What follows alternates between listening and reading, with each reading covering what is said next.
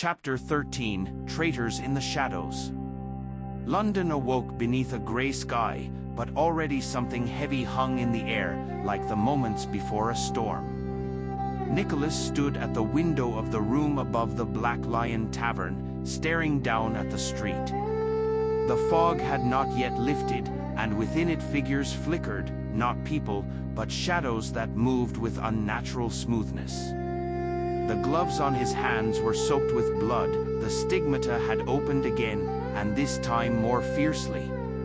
Avellini sat at the table, bandaging Thorn's palm. The boy was silent, but his eyes were watchful.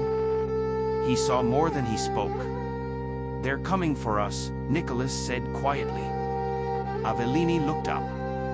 "Then we leave." Nicholas shook his head. "There's nowhere to go. The demon is already in the city. And he is not alone." Thorn suddenly stood. "I heard him last night. He said he knows where we are. And that he has friends." Nicholas looked at his son. "Friends?" Thorn nodded. He said, "Traitors in the shadows. They wear black gloves. Like you." Nicholas clenched his fists. Blood flowed faster.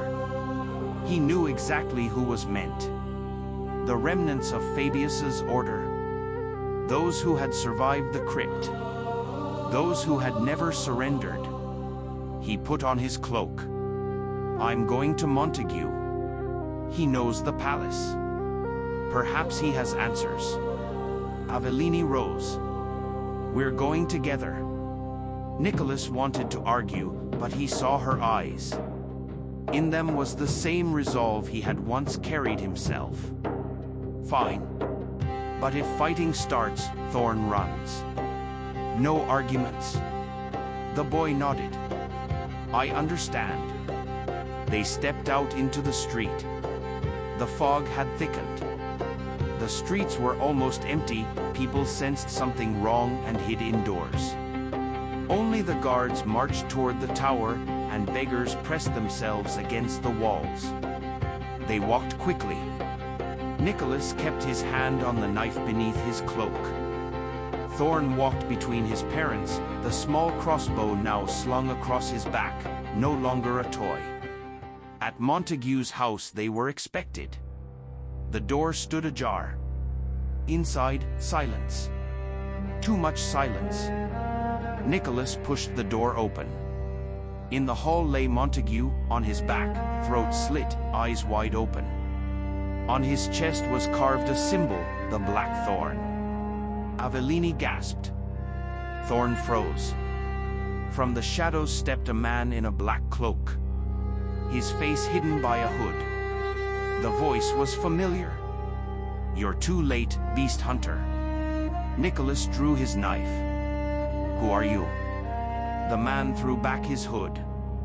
It was one of the monks, the one in the abbey who had always averted his gaze.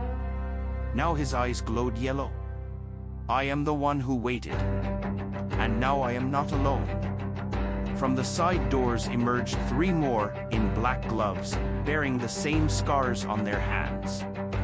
One of them held Maud's cross, now it smoked with black flame. Nicholas stepped forward. "Where is the demon?" The monk smiled. "He is in us. And soon he will be in your son." Thorn suddenly stepped forward.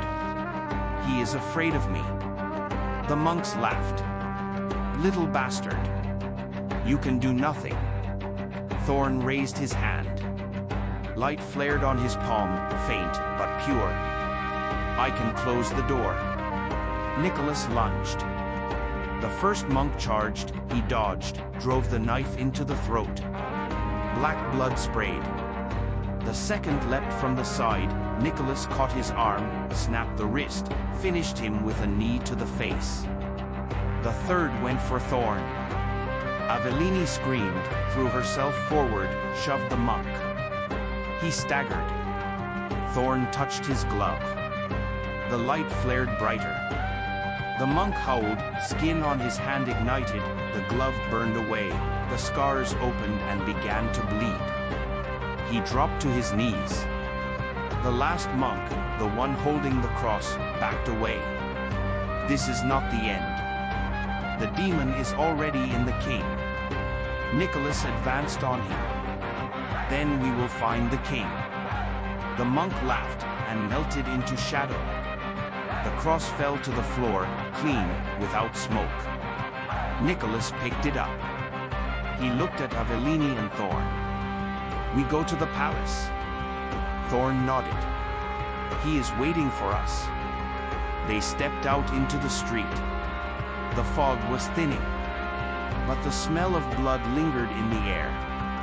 And a whisper, quiet, but relentless.